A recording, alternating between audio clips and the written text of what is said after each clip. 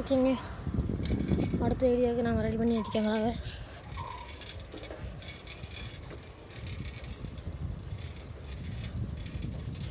Long வீடியோஸாக போடலாம்னு தான் நினைக்கிறேன். வரைக்கும் லாங் வீடியோ எடுப்போம், அதை யூடியூப்பில் போடுவோம்.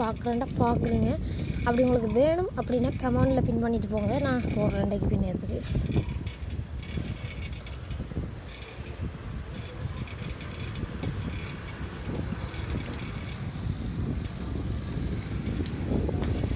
பாருங்க என்ன வெயில் கொளுத்துதுங்க.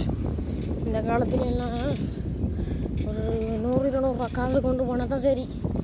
100 ரூபா சோழா போத்து போய்ட்டு சின்ன அலடிட்ட சோழா போத்து, அதுவே இப்போ 120 ரூபா ஆகிட்டாங்க.